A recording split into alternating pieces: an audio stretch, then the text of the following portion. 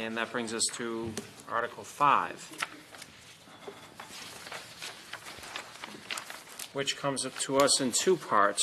Part 1 is see if the town will vote to transfer 32,000 square feet of land within the town-owned property located at 20 Centec Boulevard from the town to Selco. And Part 2, to authorize the Board of Selectmen to convey a perpetual easement to Eversource Energy for the installation and maintenance of utilities at 20 Centec Boulevard. And we have joining us once again Mr. Hale and Mr. Iacarino. Thank you. Thank you. Just a matter of background, Selco has a substation that was newly constructed at near the end of Centec Boulevard, just before you get to State Street Bank and the Grafton Commuter Rail Station. That substation has been in operation now for a couple of years. We are starting to build out the distribution circuits from that substation that feed the various neighborhoods throughout town. We have put the majority, well, we've put all the circuits to date out on new pole lines along Centec Boulevard. In order to maximize that substation's capability, we can't put all the circuits on the poles. And so while there was a town meeting, two issues arose that we thought we should add to the warrant. And the primary purpose of this of the request for this easement is to allow for the construction of a second pole line to eventually build out additional circuits out to Route 20. From there, they would be dispersed throughout the town.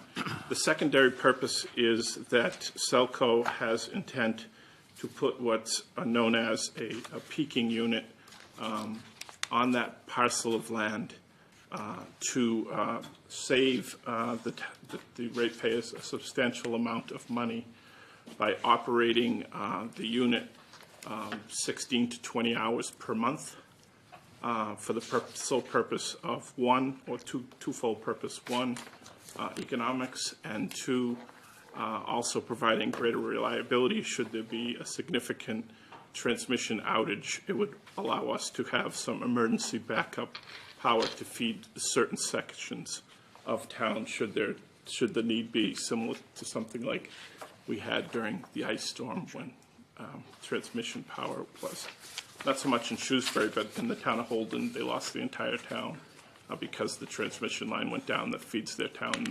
They were powerless.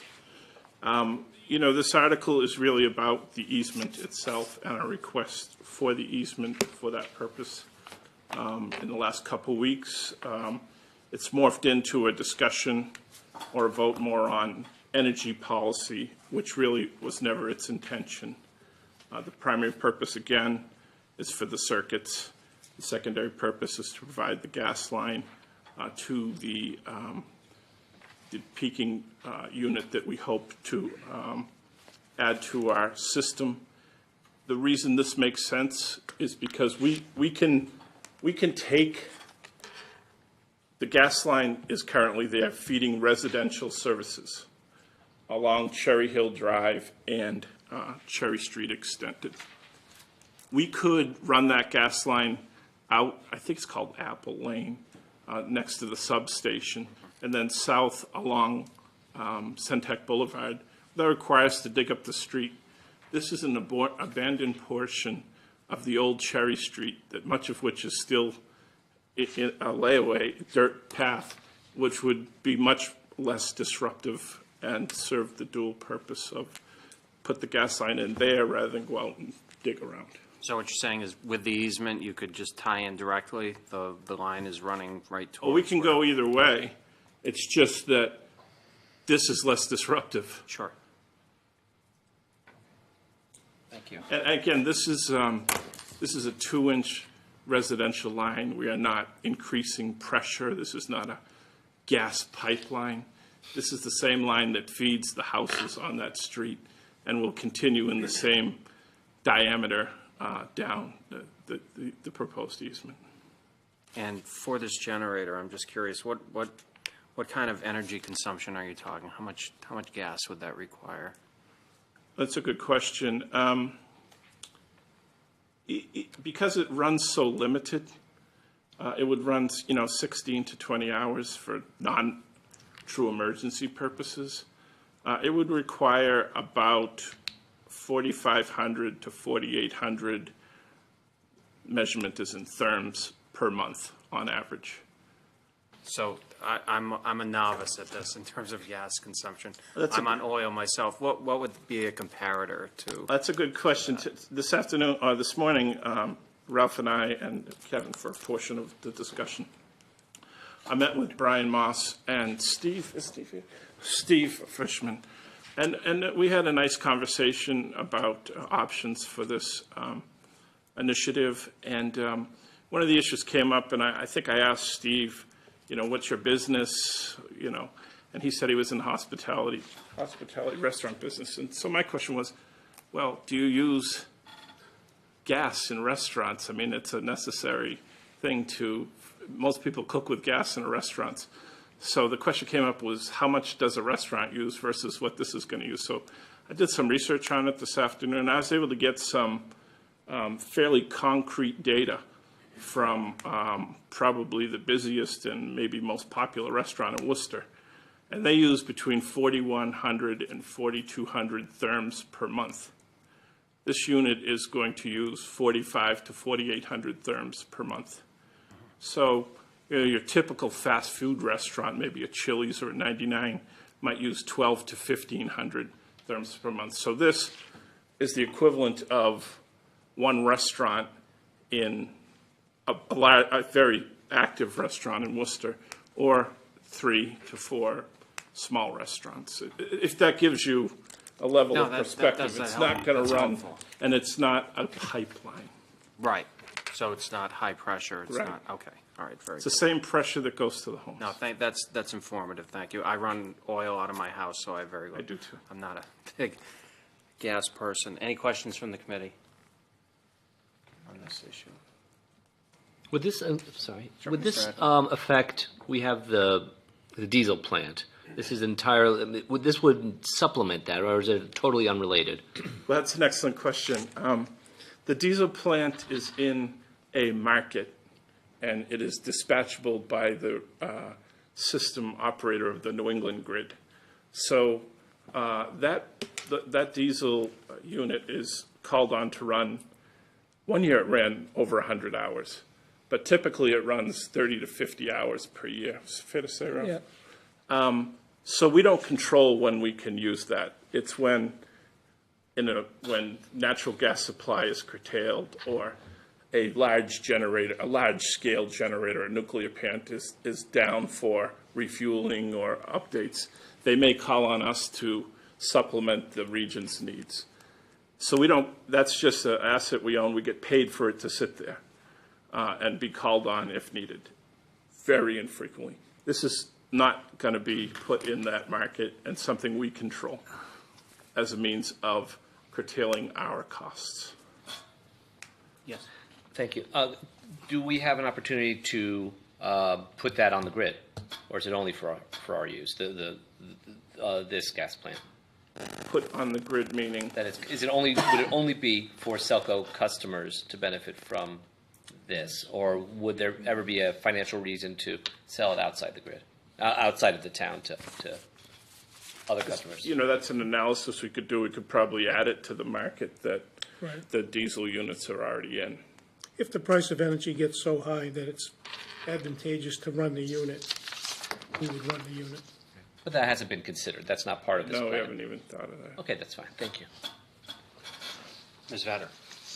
I got a question. I'm looking at this diagram here, the little square.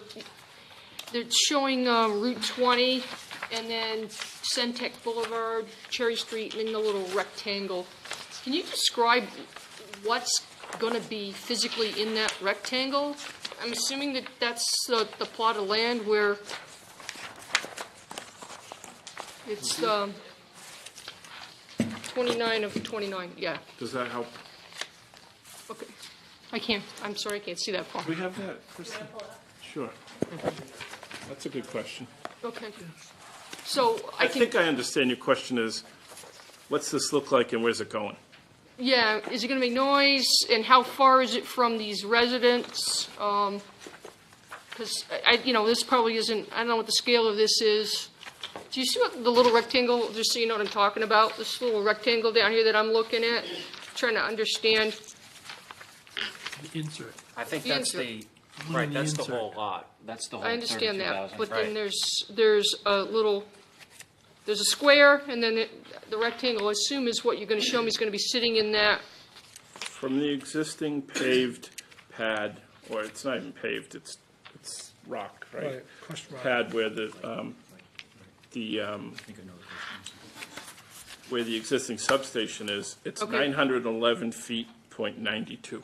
Okay, so it's gonna be down right next to the existing pad down there? Yes. Okay, that's, okay, so this is what this rectangle, no, okay, Judy, the rectangle is the easement. Is the easement within the open space parcel. okay, At the end of it, so on that little inset, so at the southeast corner okay, end is where the existing substation is now, okay. which is on the town. Now, I know where that is. Telco Got has that, a yep. 5-acre piece there. Okay, So if you see the substation from Centec Boulevard, it's kind of hard to see it because it sits down Mm-hmm. Right, in yeah, a hollow. yep. It's where they're proposing, it's actually behind what is now the oh, substation. okay, okay, very good, Within the same fence. That's what makes it an attractive site, right, because it's so far removed. Does it make noise? Yes, but it all has to be within decibel levels approved by DEP. and you're pretty far away from like these houses. 911 anyways. feet, Okay. 92. Oh, I'm sorry? 911 feet, .92. Okay, Yeah. and it's only gonna be running, as you said, 16 to 20 hours a month. A month, unless there was a disaster, and then you Something. have it for emergencies and reliability purposes.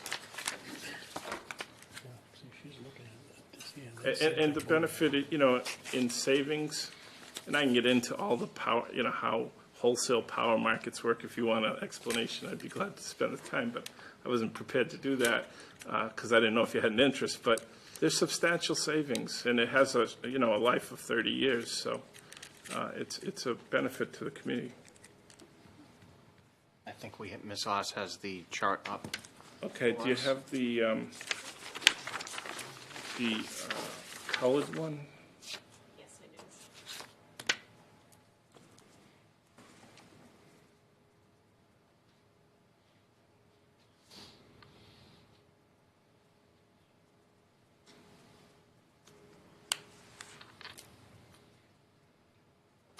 do.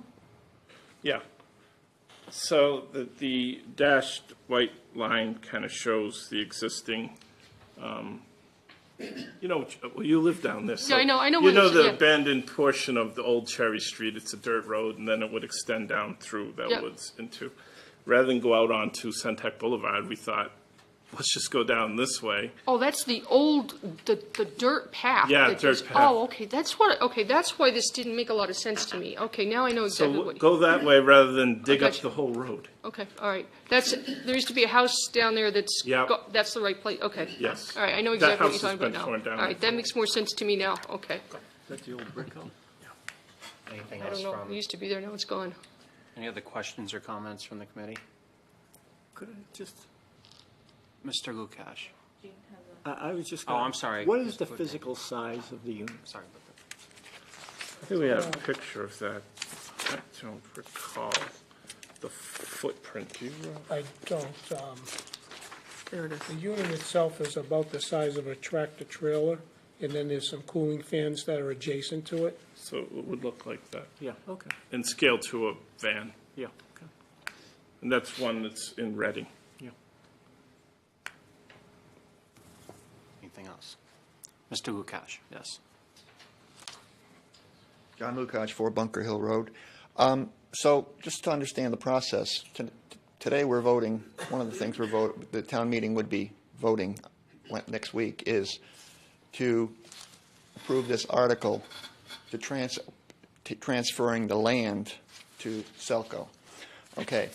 Once we do that, is the town meeting going to have any other opportunity to be involved in this, or is that, is the actual project proposal and going ahead with the building, is that solely up to Selco? Mr. Hale. Well, I may defer to the town manager, but I'll give you my answer, and he can correct me if I'm wrong. So I'll answer two parts to the question. One, the land is being, the custody and control of the land needed for the easement is being granted to Selco. The town, as I understand it, is still the underlying owner of the actual land. We have an easement within the town-owned land. They're not granting us actual ownership of the land. The second part to the question is easier to answer, and that it's totally up to the Selco Commission, Mr. Lukash, as to. So, if I can follow up, this would be the last opportunity for town meeting to weigh in on project benefits versus the costs. I know you have the last page of this talks about the economic break-even analysis completed by other municipal utilities who have installed similar units is estimated at 7 to 8 years, the payback period. Yep. Well, is that taking into account both the reduction to Selco and also the benefit to the ratepayers, the people who buy electricity from Selco? I think a lot more. I know I would as a ratepayer. I would like to know: is this really going to have the big benefit you're saying it is? Saying it has a payback of 7 to 8 years for other towns. They may have other demands. Their peak demand may be much higher, in which case they would see a bigger benefit. So it seems to me we need some analytical work here to say, let's go through and do it for Shrewsbury, at least some kind of pro forma that says, here's what it would cost, an estimate of the cost to build it. Here's the estimate of, how much our peak usage would decrease and what that would translate to in terms of savings in the electricity we buy, and then also what that would mean to the town. And because 7 to 8 years for other towns could be 15 years for Shrewsbury. Can it? No. No? No. And how do you know that without it doing the analysis? Because it's the same. The way the measurements are made, the peak hour is the same regardless of where it is. So in wholesale power, there's 3 components, John. There's the actual commodity itself. There's the price you pay to transmission owners who own the very high tension lines that bring the power to your community.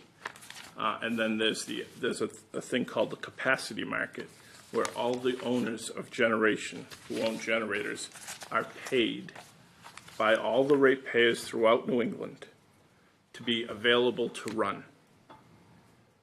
The way to reduce your costs, because Selco's share of the overall transmission costs throughout New England region is tied to the peak hour of consumption.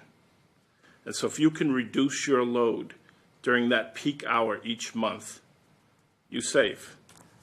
How you save in the capacity market, your share of the total capacity payment to all the generators is tied to the 1 peak hour of the entire year.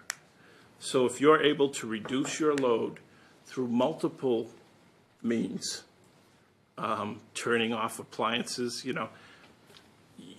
can have the opportunity to save substantially. So that opportunity is the same regardless of geographic location. Well, if I could just Certainly, Mr. Lukash. If I guess you said Reading is a town that's currently doing this. If Reading has a peak capacity, I don't know what the number is, so I can't use numbers, but I'll say percentage-wise. If without that peak capacity, that generator, they were at 100%, and using that peak generator, they're able to reduce their peak usage by 20%. That doesn't mean that Shrewsbury is going to be able to reduce its peak usage by installing that same generator by 20% because our usages vary. So what they can save using that to reduce something by 20%, we may not get the same benefit because our peak might not get reduced as much. Yes? I can tell you that our pro forma through not only those other towns, but we're a member of EMWIC, was a joint action agency who does all our power supply consulting, and they've run some numbers, and they're predicting net income of $11.4 million on this project over the life of the asset, and savings in both the capacity markets and the transmission of over $500,000 per year. I think that speaks pretty well for. Okay, and all I'm saying, to the extent you have that kind of information, it would be nice to know. I'm all in favor of doing this. I'd just like to know whether, that in fact someone has run the numbers and that the town meeting members have an opportunity to review them. The numbers have been run, but again, I think my point is this is about an easement, not about the asset itself. I agree. The question at hand, and I think it's good comments, Mr. Lukash. I don't know if this is a topic for a sewer commission or a Selco commission meeting when the project actually comes to fruition. But I think if we get back to the tenor of the question of whether we want to do a land transfer and the easement, I think that's really the. But as the town's legislative body, I just thought that, just wanted to make it clear to people that by voting for this, you're basically giving Selco the opportunity to go ahead and do this.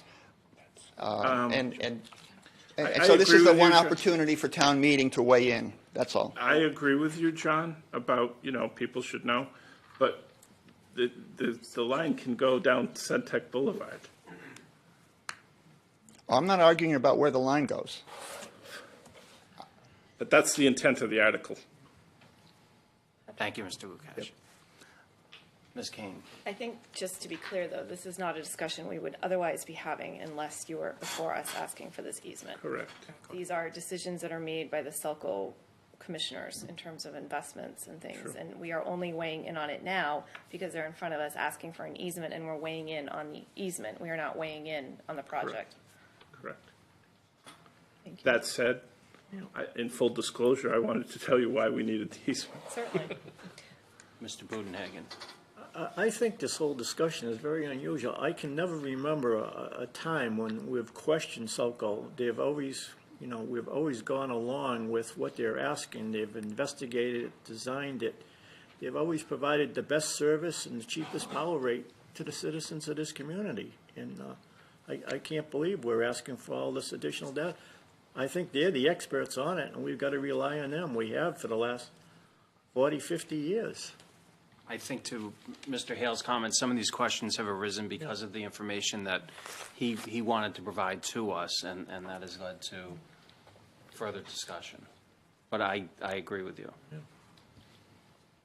Anybody else? I believe Mr. Fishman has a few comments and possibly a presentation for us. Not so much presentation. Okay. Really more extended comment. If you can come to the microphone, sir, and introduce yourself. Stephen Fishman, 34 Woodland Road. Actually, I have some information for you. Again, this is more about the project. It's really not the easement. That's okay. It's applicable.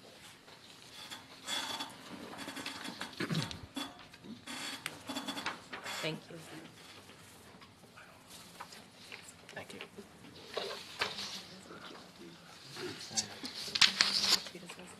Mr. Chairman, while he's passing those out, I'd just like to clarify. The light department is structured where it's run by the light commissioners, not by our finance committee.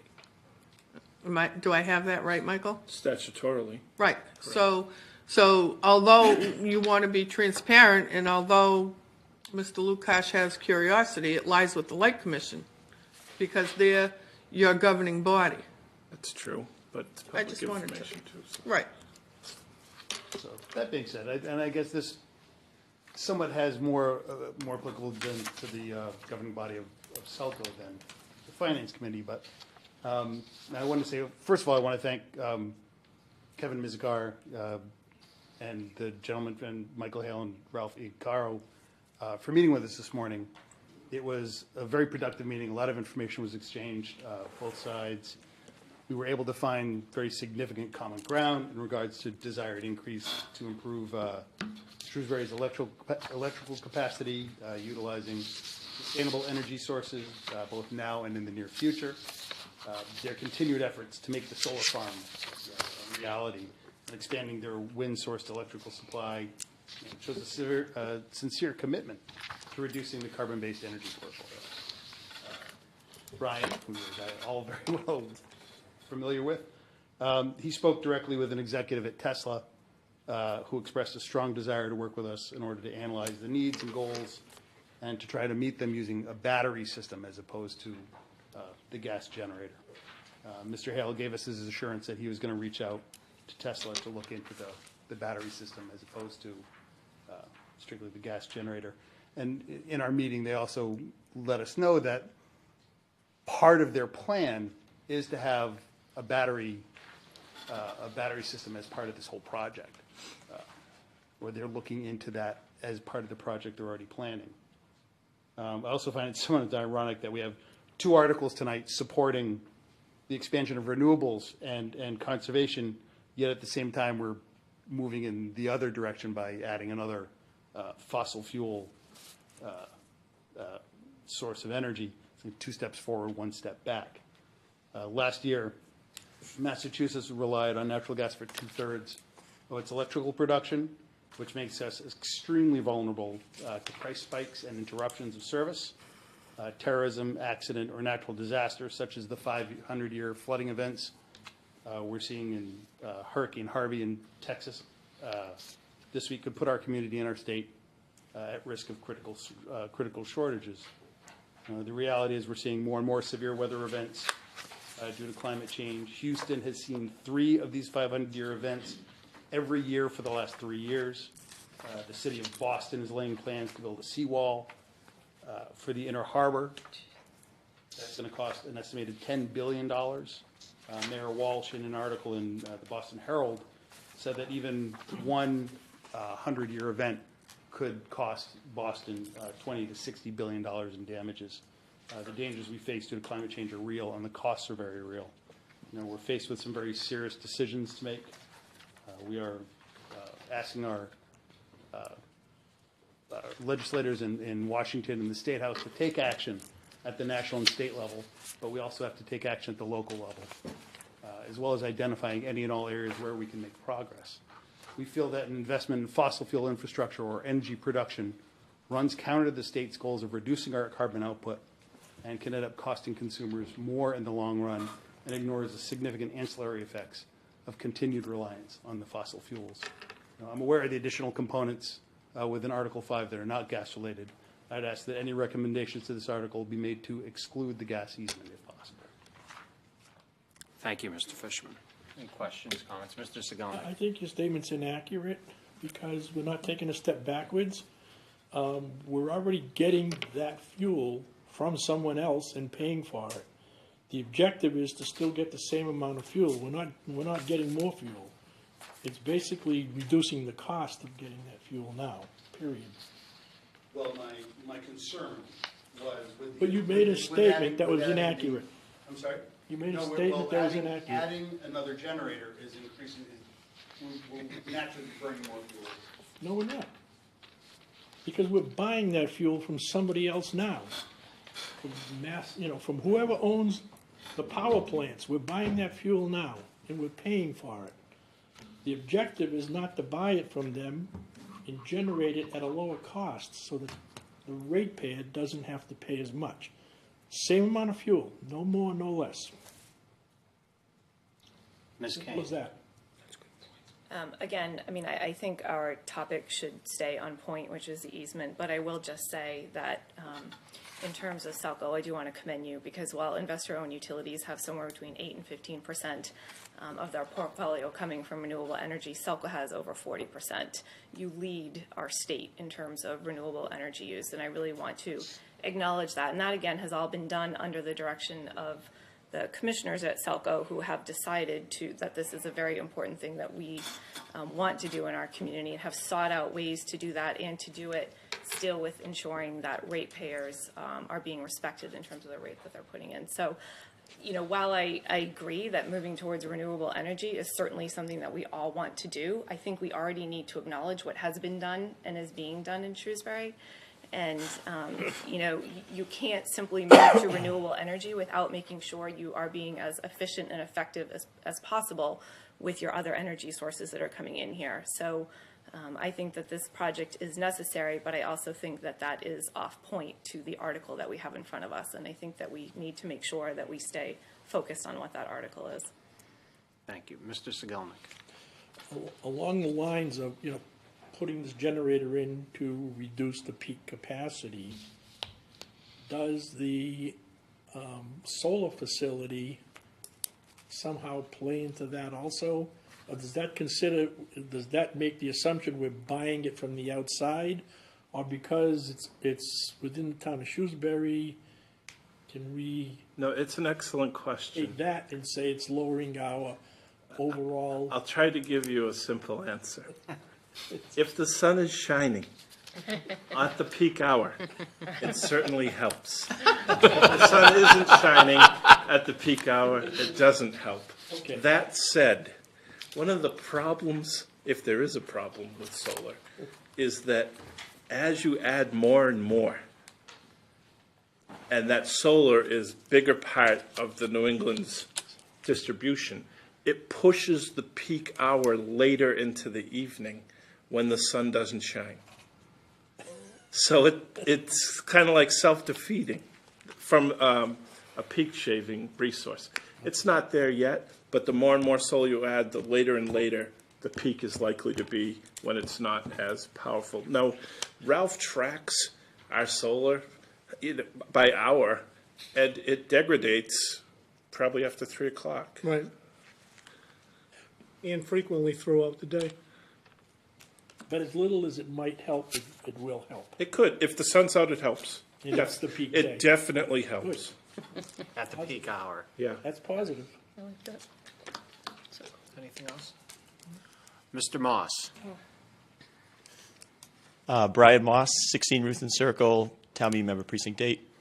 I would like to mention, though, that the reason we're discussing the easement and voting on it is to extend the gas line.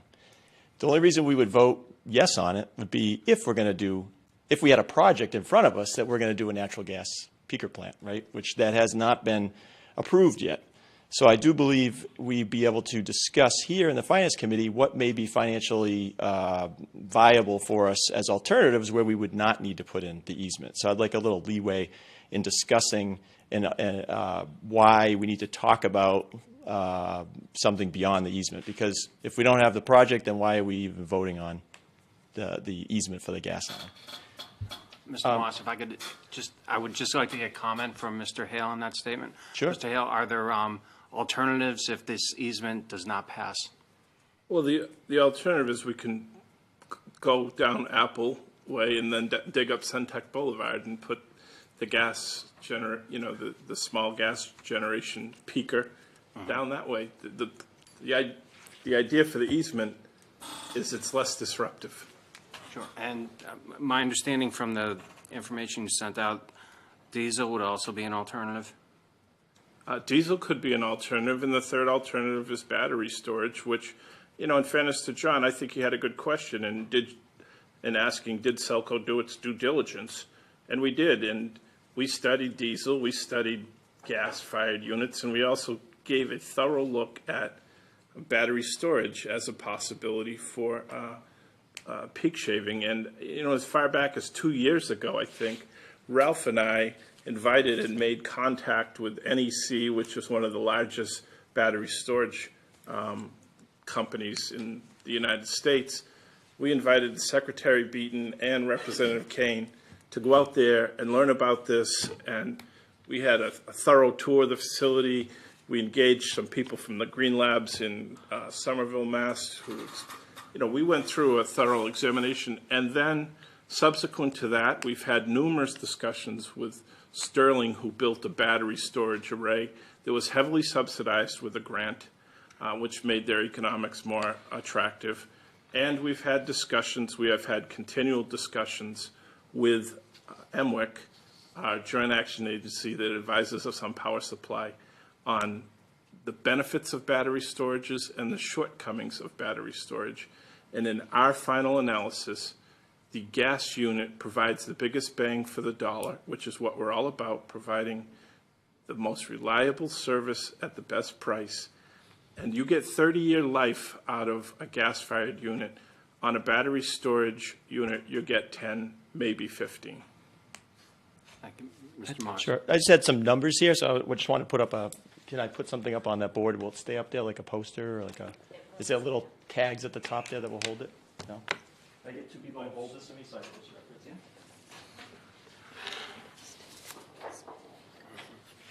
You can hold it over here so everybody can see it.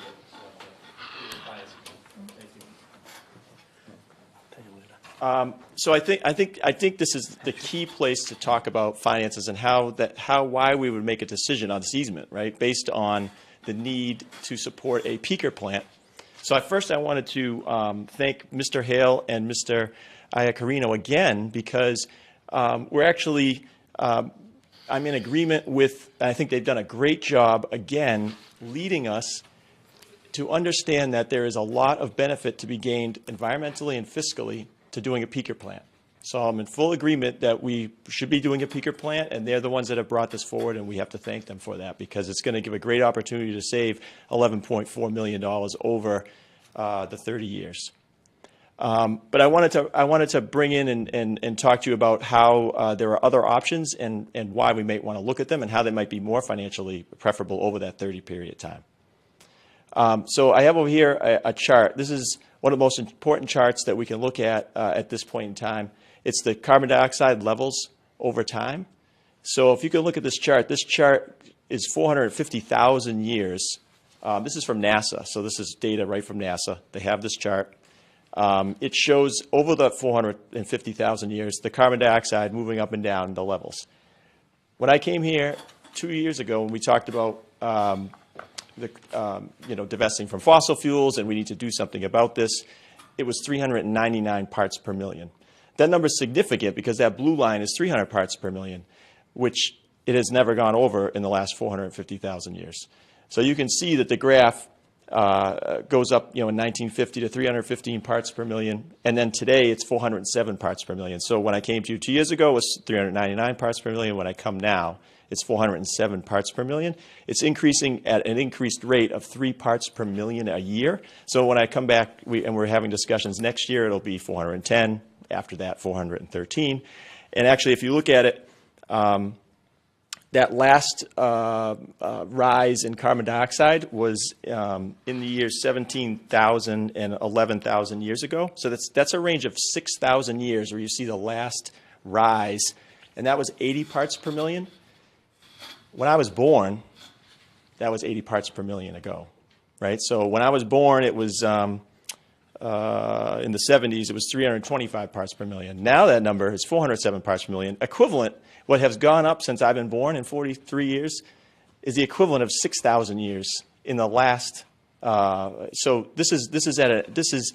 I just wanted to bring this up because we need to factor this in our decision, because if in a 30-year project, if we expect to keep burning fossil fuels, that's 30 more years times 3 parts per million. That's another 90 parts per million. So by the end of this project, it'll be 497 parts per million. It'll be off the chart here as we continue to go forward. Mr. Moss, I'm not disagreeing with your numbers because I haven't done my own research on those, Yep. but I'm having a hard time connecting that Yep. back to the question at hand, because I think what Mr. Hale was saying earlier is that if the easement is not approved, that there are alternatives for the Selco Commission.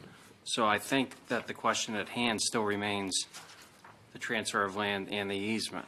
Right, but I would only approve of it if I thought that there was a chance for the peaker. So what I'm doing is showing you that there might be other options of a peaker plant. And if you don't see that the peaker plant is viably optioned, then we don't need the easement, and therefore we could. There'd be no reason for town meeting to approve the easement unless they. So there's if we just approve the easement just for the sake of it, right? So I'm just trying to give some background, and I'm getting to the point. This is because I'm directly responding to Selco's comments where they're saying that it's a 30-year life, right? So if you look over 30 years, they're making a lot of assumptions, right? That over those 30 years, natural gas will be sort of constant, or use numbers that are constant based on this, and how we're moving away from natural gas, or natural gas prices could double, triple. That increases the 30-year project costs. And there's alternatives, which today, it's not something that's, that I'm just bringing up. The state, including, if I can give you an example, the Baker-Polito administration just set a 200 megawatt hour energy storage target. So when I was saying earlier is that I agree with Selco that a peaker plant is needed, right? So we've kind of said, let's save 11.4 million, let's build a peaker plant. The difference is if we build a battery storage peaker plant, which other towns are doing, like Mr. Hale referenced, Sterling has built a peaker plant to do the same thing. So to reduce the cost, reduce our peak load, and accomplish the same thing. Also, And heavily subsidized with the grant. correct, and it was heavily subsidized with a grant. So I just want to say there is an alternative for the peaker plant. So there is a battery storage peaker plant, which they have done their due diligence, and so I commend them for that, right? Because they are going out and finding out how much it's going to cost, and they've done their normal due diligence. The reason I'm bringing this up is because this is not normal times, right? If you look at this graph, there's things that when an opportunity comes up that we need to maybe do double, triple check to make sure with battery storage in the way that it's going like computers, right? You check 2 years ago, you check a year ago, you check today. Things change a lot. There's a lot of market push to get these in. And if we put this in, then we can start potentially storing renewable energy. And like Mr. Hare was referring to, the sun doesn't shine all the time, right? We've been talking about the sun doesn't shine and the wind doesn't blow all the time. That is a true statement, but the solution is to store it. If you store it, you take all those spikes out. You store your renewable energy into storage, and then you use that. So by doing storage, we're actually accomplishing two things. Mr. Moss, if I could hold you right there. Yeah. At this point, and we have several questions from Sure. the committee. Mr. Adler. We approved easements, temporary and permanent. We made changes to the roads behind Spags, so that way that whole project could get done. And you never once complained saying, oh my God, they're going to put a restaurant in there and that's going to use gas. And if you had at the time, we would have said it wasn't relative to this. We'll leave that to the commissioners, the planners, and all the boards that are going to handle this. I urge you, go to the Selco Commission, go to their meeting and handle it there. Ditto for Mr. Lukacs. I urge him, go to the Selco Commission and handle it there, because all we're handling right now is an easement of land, an easement on land, and I know that the easement on the land is only for the purpose of putting in this gas line, but we aren't having a say on this proposal, and town meeting isn't getting involved in this proposal. They're only getting involved in this easement. So our opportunity here isn't to get involved or to have a say. It's merely to interfere or to make it more difficult for the real proposal to go through. So if you want a platform to speak on some very serious, very real, and very troubling information that is good to know, this isn't it. And I know my words are falling on deaf ears because we're going to hear this all again at town meeting next week. And it concerns me because your message is valid and serious and needs to be taken seriously, but at the right place. And this isn't it. And that's my concern. Thank you.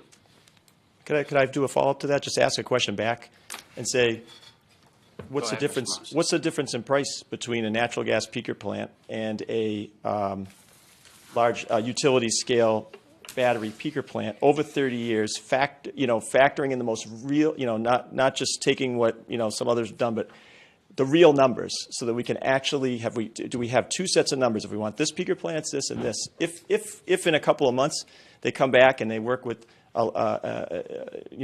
industry leader and the numbers come close enough and they present it and say, well, you could either have your natural gas fossil fuel plant for $3 million or you could have a battery storage plant for $3.5 million. That's a financial decision, right? It might we might want it to because of these other reasons. So I just thought it was a financial, we're trying to approve the easement. The only thing that's on the easement for the gas line is so if we don't want to, if some of us in town meeting don't want a natural gas plant, then why would we approve the easement? So that's why I'm opposing.